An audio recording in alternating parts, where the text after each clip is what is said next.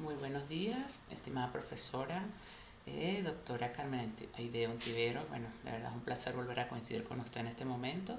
Mi nombre es Patricia Fourmilier, es para la presentación en este instante de los modelos teóricos de psicopatología pertenecientes a la asignatura de Psicopatología 2.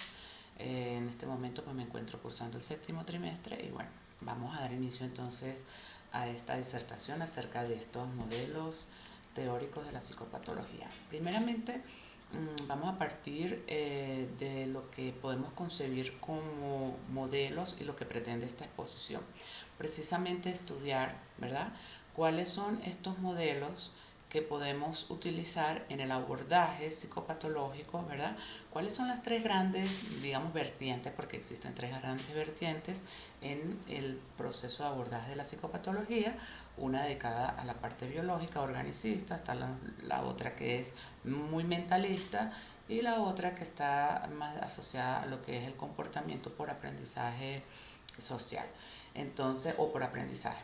Entonces, en líneas generales, estos modelos, estos grandes modelos, tienen a su vez un conjunto de modelos que los representan, ¿verdad? Y son los que vamos a abordar, cuál es su importancia, sus objetivos y pues las limitantes que ha presentado cada uno para ver si al final me atrevo a plantear alguna idea específica o algún esbozo de un posible modelo en función de esta revisión. Bueno, que de paso me parece un atrevimiento porque entiendo que esto hay que estudiarlo muchísimo y uno puede pecar por ignorante al hacer una propuesta de este tipo cuando realmente hay que revisar y reflexionar bastante al respecto, porque cada modelo que vamos a ver a continuación tienen unos aportes muy significativos significativos y muy prácticos, ¿no?, para el tratamiento, para el análisis, para el diagnóstico de los casos en psicopatología. Bueno, entonces, ¿a qué va esta exposición o esta disertación? Los elementos centrales a tratar son precisamente definir de manera personal qué entiendo por un modelo teórico, ¿verdad? También caracterizar la importancia de aplicación práctica de los modelos, cuáles son los objetivos que persiguen y pues cuáles son las limitantes o críticas que se le han hecho a estos modelos. Bueno, vamos a iniciar entonces con la definición de un modelo en psicopatología. Cuando nos vamos a una definición, pues nos vamos al significado esencial del término modelo. En el caso particular, busqué algunos sinónimos para poder llegar a esta definición. Entonces se entiende como modelo una forma, una representación o un patrón que podemos seguir, ¿verdad? Una guía para estudiar algo también se puede entender como el análisis y tratamiento, ¿verdad? Una guía que me permite hacer esto, un patrón que me permite hacer un análisis y un tratamiento de unos síntomas psicológicos reflejados en los cambios del comportamiento de una persona, los cuales son considerados anormales dentro de lo que se entiende por normalidad en psiquiatría y anormalidad, ¿sí? Y es decir, que responden más a un patrón de comportamiento psicopatológico. Entonces, un modelo psicopatológico tiene que ver con esta forma, esta estructuración, esta guía que va a utilizar el experto o el profesional en el campo de la salud mental para abordar estos comportamientos psicopatológicos. Y pues como hay diversos modelos, pues hay tres grandes grupos o digamos tres enfoques centrales de los cuales derivan otros modelos. Está el modelo biológico, el mental y el conductual. Entonces vamos a ver en líneas generales la importancia primero y la aplicación práctica de los modelos en psicopatología. Cuando hablamos de la importancia de la aplicación, vamos a ver el biológico o organicista, que primero tiene, su importancia radica pues en el reconocimiento del sistema nervioso central como el responsable, ¿verdad?, de la buena parte de la conducta de nosotros los humanos. Y en función de esto, tiene una gran aplicación a nivel de avances, a nivel de la comprensión de los procesos que se pueden gestar si hay un daño, ¿verdad?, en nuestro sistema nervioso central, y que también tiene que ver mucho con el proceso del sistema endocrino, también lo mencionan allí los autores. Entonces, bueno, este conocimiento del funcionamiento del organismo ha logrado un gran avance, ¿verdad? En cuanto a la comprensión de los daños que se han determinado, que se dan en determinado momento y pues que generan una, digamos, una implementación de un tratamiento cuyo objetivo fundamental es restablecer la salud, es decir, restablecer la fisiología que se encuentra alterada. Si nos vamos al siguiente gran modelo que quiso, digamos, de alguna manera rebatir estos constructos y decir, bueno, si estamos hablando de problemas mentales, de enfermedad mental, pues hay un asunto que no solamente es de la biología. Entonces nos vamos inspirando en lo que es el psicoanálisis freudiano, o este modelo se centra allí, ¿verdad?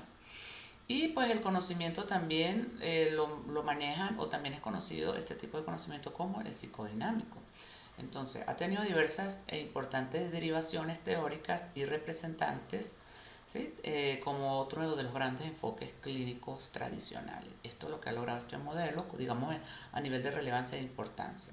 Entonces es importante señalar el aporte de esta corriente de pensamiento en cuanto a la explicación de los conflictos interactivos como fuente de trastorno. Tenemos conflictos internos, ¿verdad?, que no necesariamente responden a la biología, que la pueden afectar sí, pero no lo responden desde allí, sino que vienen por un proceso mental, desde el inconsciente. Estamos hablando de Freud.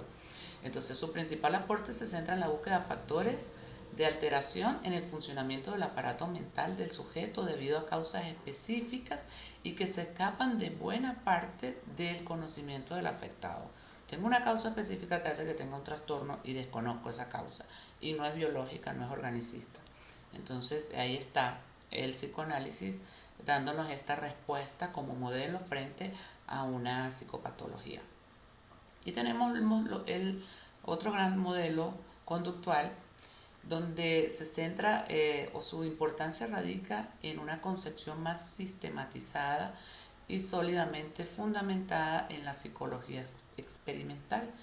Desde que se empiezan los procesos de la psicología experimental, o desde que la psicología se vuelve ciencia gracias a la experimentación, este modelo coge muchísima fuerza. Y su gran aporte es el análisis experimental de la conducta. De allí está, que implica la observación, manipulación, medición y manipulación en ambientes controlados, es decir, en laboratorios, y su abordaje por medio de técnicas específicas basadas en lineamientos de reforzamiento o procedimientos procedimientos agresivos y aversivos, ¿no?, para la modificación de conductas desadaptativas.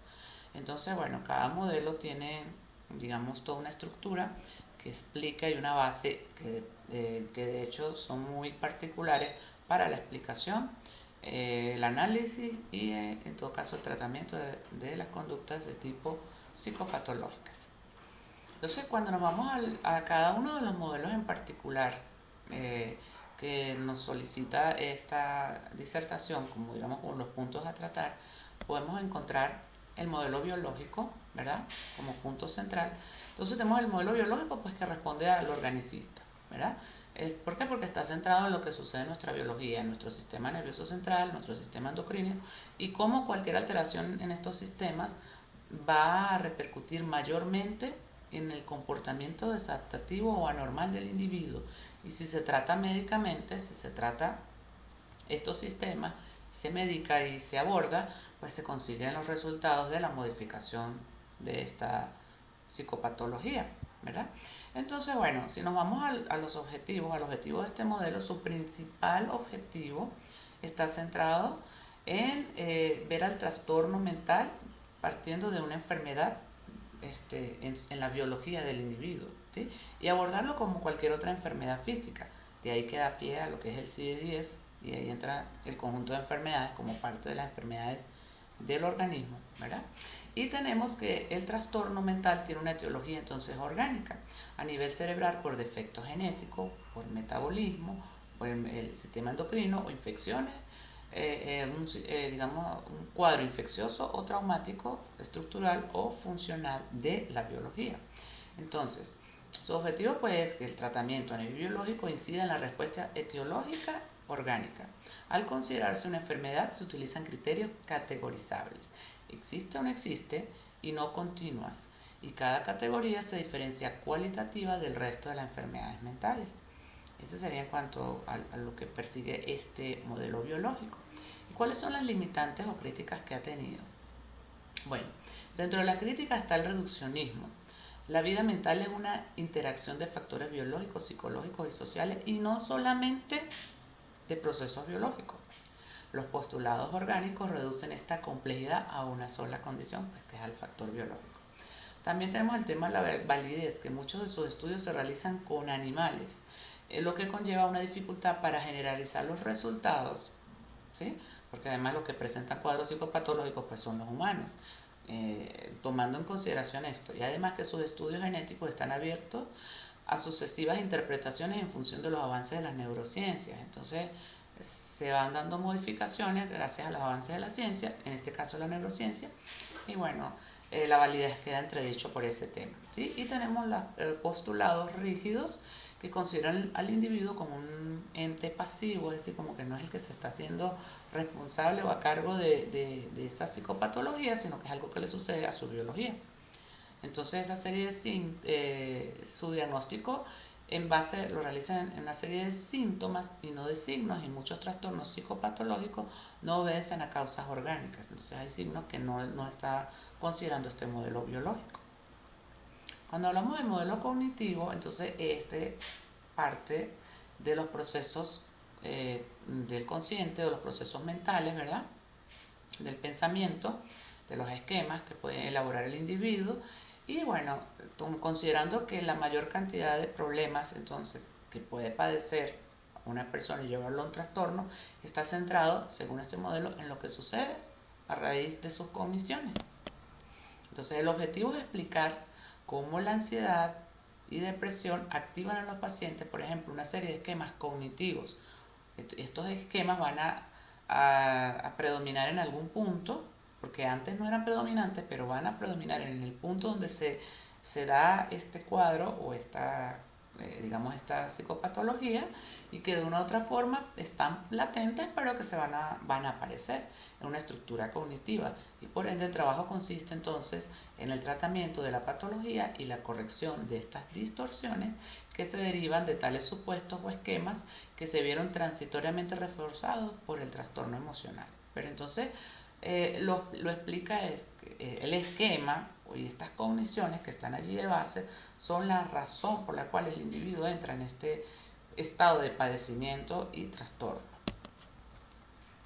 Cuando hablamos de las limitantes del modelo cognitivo y las críticas que pudiera tener, podemos hablar de que la psicología cognitiva no es estrictamente objetiva, porque no tiene aspectos específicamente, puntualmente medibles, observables, y que digamos que biológicamente, como el modelo biológico sí lo puede registrar, el modelo cognitivo no.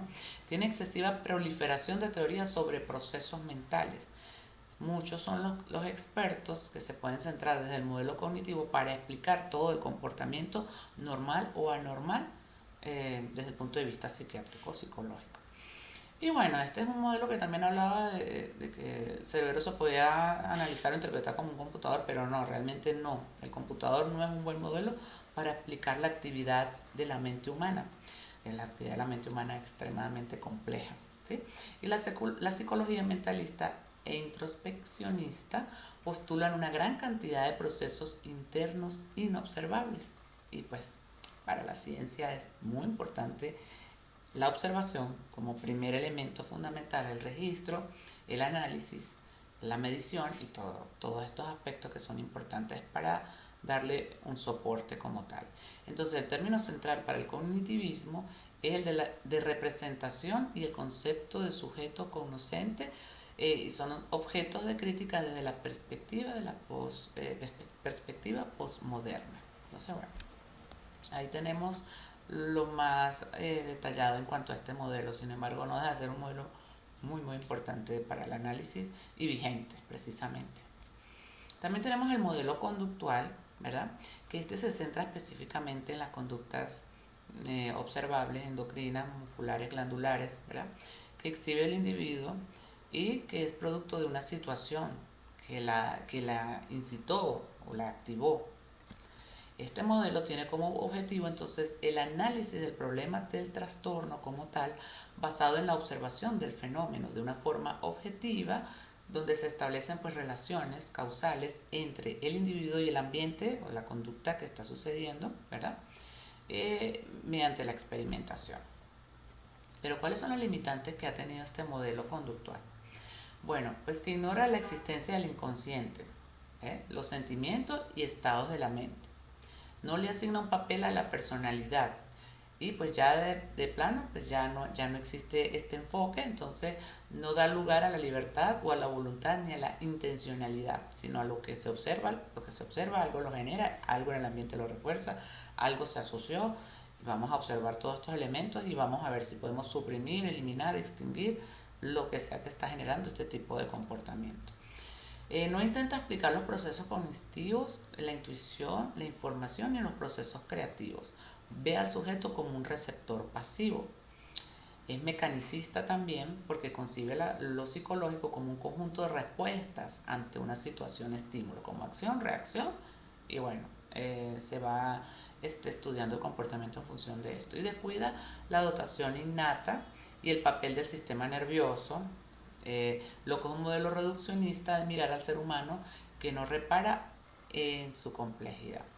Entonces, los modelos que hasta ahora hemos visto, cada uno se centra en algo muy particular y desde allí genera unos postulados y explica todo el proceso del comportamiento. Y está desfasado del desarrollo actual de la ciencia. Bueno, se ha trabajado con animales en laboratorio. Los grandes pioneros de este modelo, como Pablo, como Skinner, plantearon desde el laboratorio y con animales, pues, cómo se puede reforzar, extinguir, mantener, modificar, reforzar las conductas, y otros estudiosos también que pertenecen a este modelo, pero pues sus aplicaciones centradas en premios y castigos y hasta formas brutales, ¿no? Como lo planteé aquí, descargas eléctricas y cosas así, digamos, o respuestas, reacciones adversas, han sido vistas pues como muy desactualizadas o desfasadas, sería el término correcto, para lo que realmente se precisa en este momento, ¿no? Y lo que la ciencia pues nos ha llevado también al avance en función de la comprensión de la complejidad de las dimensiones del ser humano, ¿verdad? Y bueno, también tenemos que es operacionalista porque es una ideología importada al servicio del poder, precisamente, que mantiene la psicología como ciencia natural no preocupada por los fenómenos sociales. Nos quedamos viendo entonces desde el laboratorio, desde la experimentación, y pues cómo podemos manejar, moldear y modificar el comportamiento anormal, en todo caso, ¿verdad? Que sería aplicado para la psiquiatría, pero no le da importancia a todo lo que es el fenómeno social donde se encuentra inmerso el individuo, porque ya sabemos que lo ve como un ser pasivo. Ahora tenemos el modelo sociocultural. Este modelo sociocultural ya centra su mirada en lo que sucede alrededor del sujeto y dice, bueno, el comportamiento del individuo está afectado mayormente por lo que le está sucediendo a su alrededor. Esto que le está sucediendo puede ser, lo voy a decir en términos tan disfuncionales, que puede exacerbar en él respuestas que lo llevan a estar en el lado de la anormalidad y fijar ese comportamiento anormal que pues lo lleva a tener la gama de trastornos que ha estudiado la psiquiatría y la psicología. Entonces, dentro de los objetivos de este modelo sociocultural es analizar los trastornos mentales como consecuencia directa, fíjese, de problemáticas sociales y eventos que crean problemas en el individuo. Aquí se me ocurre la película del Joker, que la pasaron hace algún tiempo, el Guasón, el famoso Guasón, y cómo la sociocultura empuja, según la mirada digamos, de esta película, cómo empuja a este individuo a comportarse de determinada manera, ¿verdad? Y a exacerbar eso, esa conducta, ese comportamiento sociópata que luego finalmente exhibe con tanta felicidad en la película. Pero bueno, eso es como para ver lo que sucede, digamos, una pequeña analogía. Yo sé que tiene sus detractores y todo lo demás esa película. Pero también permite pues comprender el trastorno mental como consecuencia de factores sociales, factores adversos. Así como tenemos factores potenciadores, tenemos factores limitantes o factores de riesgo, ¿no? que son los que inducen a este comportamiento o a la gama de comportamientos trastornados que puede exhibir una persona. Y entonces estos factores sociales que alteran y que hacen que este individuo pues responda sintomáticamente conformando lo que erróneamente se denomina enfermedad, que también ven el término como inadecuado en función de que es algo provocado socioculturalmente y que es manejable también y educable aplicándole terapia se puede restablecer el cambio, ¿no? El modelo sociocultural, entonces, ¿qué limitaciones tiene? Su limitación estaría en que, como existen una amplia variedad de factores que intervienen en el accionar de un sujeto y pueden modificar su comportamiento, el modelo social se le dificulta demostrar con precisión su relación de causa-efecto. ¿Cuál es el factor? ¿Cuál es el que está incidiendo directamente en la alteración mental? ¿Sí? ¿Cuál es ese factor socialmente dicho, propiamente dicho, perdón, que es el que está impulsando el comportamiento? Porque en una sociopatía, por ejemplo, puede verse un factor familiar, pero en otro se pudiera ver un factor más escolar, en otro pudiera ser un factor más sociocultural, más, digamos, amplio, ¿no? Entonces pudiera ser un factor económico, pudiera ser un factor, bueno, de tantos factores que se pudieran mencionar. Entonces, la misma respuesta conductual anormal que se está observando en un individuo puede tener diversos factores, y si son diversos individuos no podemos pensar que es el mismo factor. Y esa es la limitante tan grande que tiene para aplicarlo y poder llevarlo como una metodología específicamente. Así pues. Cuando hablamos del modelo dinámico, tiene que ver o parte mucho de este gran modelo mentalista, ¿sí? De Freud, todos los derivados de todas estas teorías que surgen gracias o a raíz de lo que él postula desde el inconsciente y lo que está registrado en esa estructura mental. Cuando hablamos del modelo dinámico, entonces su objetivo como modelo o como fin es un modelo que tiene como fin, sin pretenderlo, la transformación de la patología en el momento que se produce. Desde el momento en que el individuo empieza a conversar acerca de ello, empieza a explorar, a abrirse, pareciera que eso en sí mismo empieza a generar un conjunto de asociaciones libres que va a llevar al individuo a conseguir algunas respuestas, ¿no? Pero busca pues desde fuera de la medicina y muchas veces apoyándose en una ideología de carácter biológico, de carácter físico, pero trascendiéndolo, es decir, no se queda en esto, la explicación al problema de la locura, perdón, que Freud entiende que la medicina no explica y no pudiera abordar. Bien, entonces es una respuesta ante una enfermedad, pero fuera de la medicina, entendiendo que la biología está inmersa allí, como lo plantea en este planteamiento. ¿Cuáles son las desventajas en este caso de este modelo? Que es considerado como una pseudociencia, precisamente porque no se le puede aplicar comprobación al método que aplica, ¿verdad? Desde el modelo experimental, claro está. Está basado en conceptos no demostrados, por lo tanto carece de una base empírica. Y tratamiento, pues el tratamiento es muy costoso, muy largo en el tiempo, y bueno, los resultados no se pueden, sí, los resultados pues no se pueden como cotejar de alguna manera con específicamente el tratamiento. Y la terapia extensa, sus resultados, bueno, repercute, pero a largo plazo. Ahora, tenemos un modelo fenomenológico y está centrado precisamente en la percepción que tiene el individuo de lo que está sucediendo en su mundo, como desde este filtro y esta percepción, él puede dar un reporte de lo que está sucediendo o interpretar o explicar cómo se está sintiendo en determinado momento y qué es lo que le está sucediendo en determinado momento. El objetivo del modelo fenomenológico entonces es estudiar los fenómenos que se muestran en la conciencia, ¿vale? Es decir, reduce toda realidad al puro fenómeno en cuanto aparece como tal un fenómeno en la conciencia, es decir, no es lo que está sucediendo, sino lo que estoy pensando, lo que estoy interpretando, cómo lo estoy viviendo, cómo lo estoy sintiendo. Pero así como el fenómeno no es apariencia subjetiva, así tampoco la conciencia es un estado subjetivo. Entonces, la correlación fenómeno-conciencia está por encima de cualquier dualismo sujeto-objeto. Y es conciencia, lo que se quiere es que el individuo me diga, cómo está interpretando, cómo está viviendo, cómo está sintiendo, lo que sea que le esté sucediendo en el momento. ¿Cuáles son las limitantes? Pues que las características de la fenomenología, para Jasper, que es uno de los autores que lo explica, son claras. Las características de la fenomenología son claras, pero difíciles de llevar a cabo o ejecutar porque la existencia psicológica subjetiva es altamente compleja. ¿Sí? Entonces, hablar de niveles de conciencia es otro tema y que el individuo esté claro en cómo está filtrando la situación, desde qué nivel de conciencia lo pudiera estar filtrando. Y esta subjetividad hace que el modelo en sí se haga muy difícil para su aplicación. Cuando hablemos del modelo psicoanalítico, hablamos de específicamente pues, el padre del psicoanálisis de Freud y de sus planteamientos del inconsciente, del yo, del superyo y del ello como elementos centrales que configuran lo que voy a revisar, lo que voy a trabajar, lo que voy a analizar en este modelo.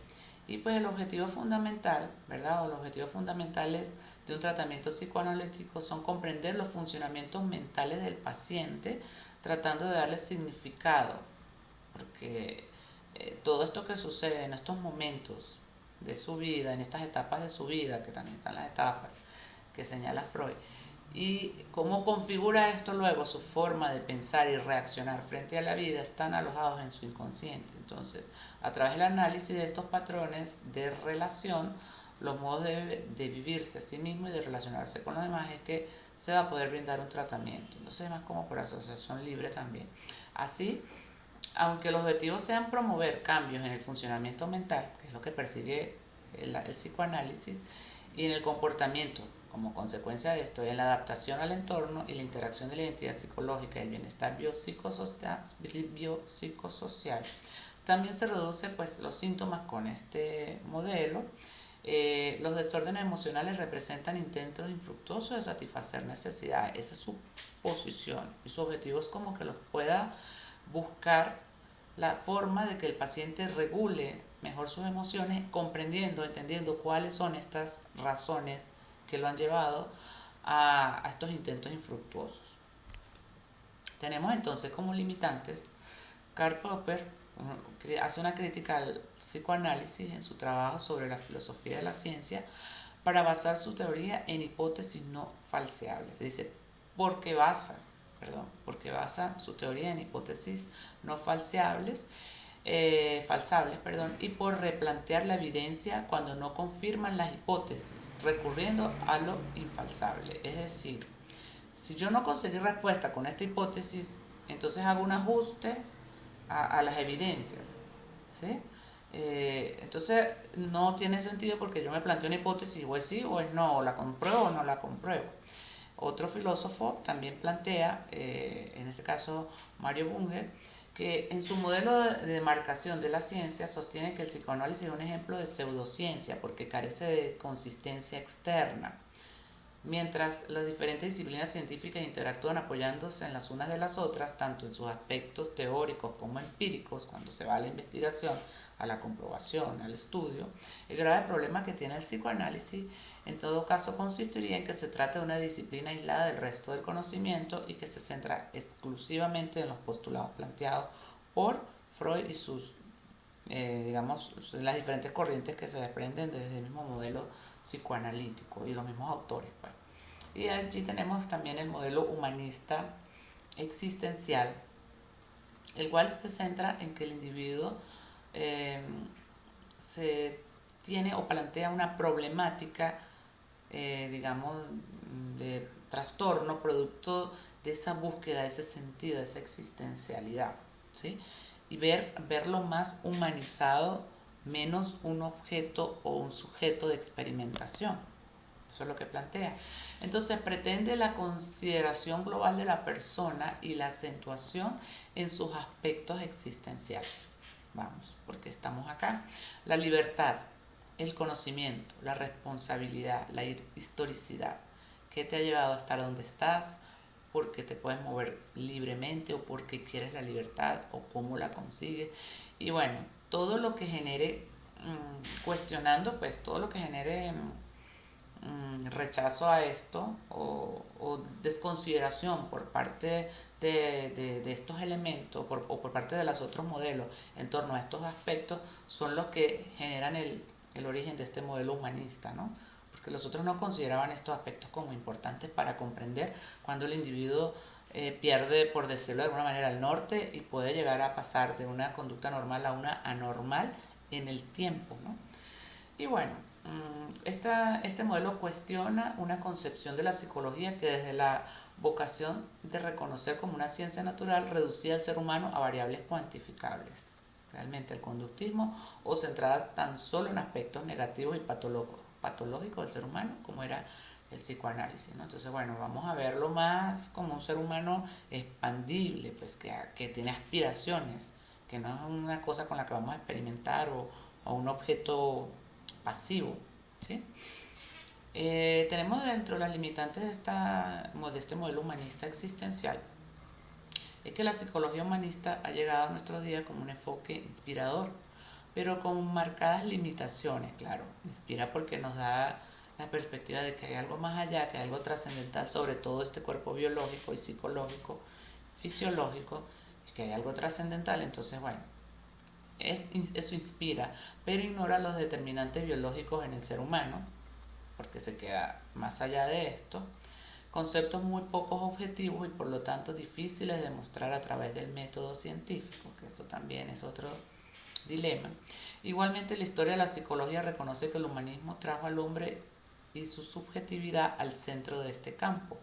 ¿Por qué? Porque el ser humano no es objetivo, es siempre, o sea, siempre está filtrando lo que sucede en su realidad y lo está filtrando desde sus percepciones, también desde sus esquemas, también desde lo que sucede con su biología. Obviamente hay una reacción bioquímica que afecta la forma de las conexiones neuronales con las cuales establecemos la gama de pensamientos. Entonces, somos muy intrincados, pero este modelo pues se centra en todo lo demás, perdón, en el humanismo, dejando un poco de lado todo esto, ¿no?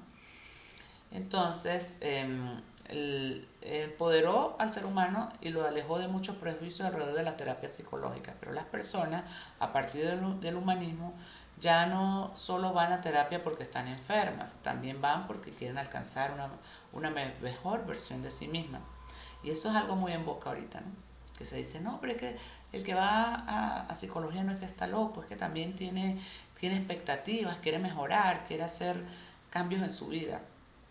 Es que no, el punto no es descartar una cosa y dejar la otra, pero cada modelo se ha centrado en darle tanta importancia a una que ha dejado de lado la otra.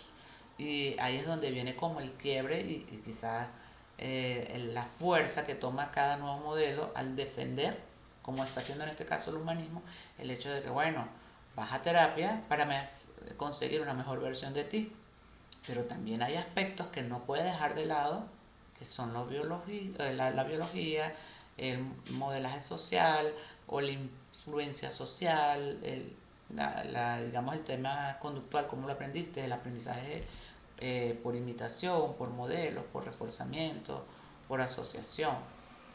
Y bueno, en vista de todos estos modelos, la tarea ahora es plantearnos un modelo alternativo y qué madre reto considero que es, porque si bien me parece fundamental los modelos centrados en la percepción y oye, tengo que revisar qué no es lo que sucede, es lo que estoy pensando que sucede, pero también lo que estoy sintiendo y cómo lo estoy sintiendo, yo consideraría un modelo, ¿verdad?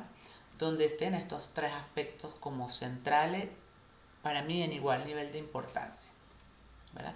Porque si bien el individuo lo podemos, digamos, el comportamiento humano, quiero decir, lo podemos analizar desde el ánimo, desde lo que lo mueve, desde lo que lo impulsa a accionar y a comportarse de determinada manera en determinados contextos, la forma habitual de hacerlo, la forma de responder frente a demandas fuertes, así como cuando entra en crisis, que le tiene exacerbado el ánimo o decaído de ánimo, en los extremos, ¿no?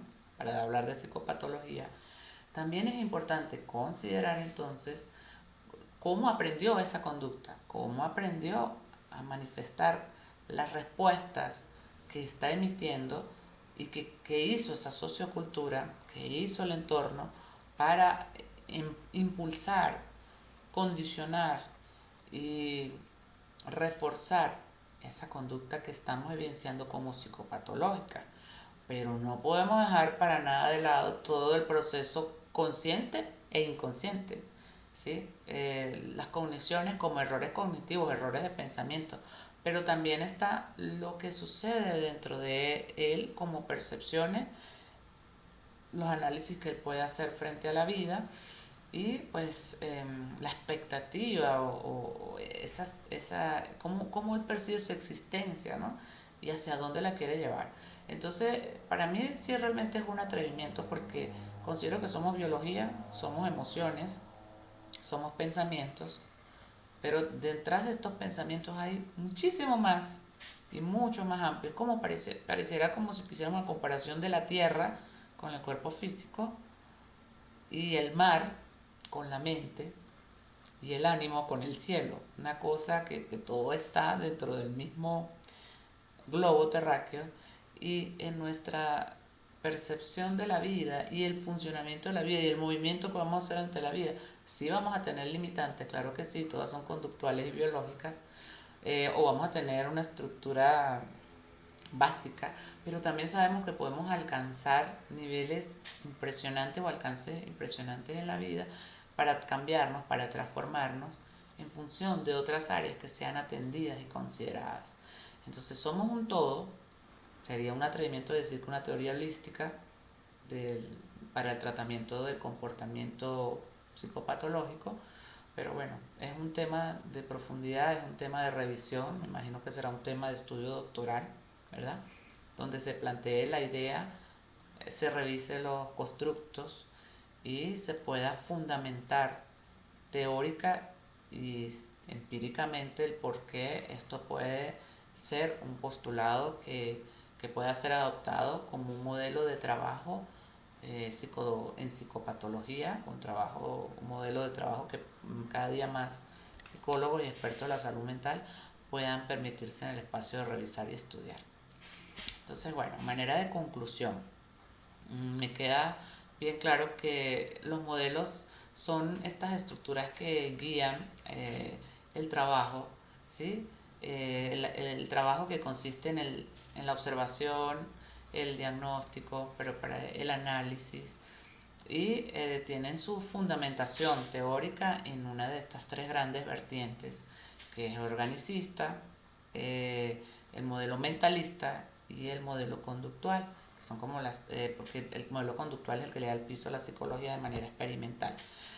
Sin embargo, pues surgen nuevos modelos a raíz de estos mismos modelos y dan explicaciones de por qué enfocarnos, por ejemplo, en las emociones, más que en el pensamiento, sino lo que está sucediendo emocionalmente en el individuo, en el estado agudo que está padeciendo, y porque otros se van a revisar los esquemas y las cogniciones, porque otros se van a revisar el modelo social contextual donde se encuentra el individuo, porque otros pueden pensar en la existencia, en el modelo humanista, porque podemos verlo más allá de todo esto y ver al humano que está ya acudiendo en busca de ayuda y buscándole un sentido a su vida más allá de todas estas condiciones que realmente también nos prelan, ¿no? O son prevalentes en nuestra historia de vida. Entonces es un tema muy amplio para seguirlo abordando y ahora pues profundizando también luego pues en sus aportes de manera práctica para el campo de la psicología clínica y las derivadas, pues toda la gama de ramas de la psicología donde se pueden aplicar estos modelos. Estas son algunas de las referencias consultadas que pueden pues accesar a ellas pues para más información y pues profundizar en los temas planteados, ¿verdad? Y bueno, quiero darles las gracias por llegar hasta acá. Aquí está mi número, mis redes y bueno, para cualquier información, pregunta, duda, pues con mucho gusto estaré por acá para atenderles. Fue un placer.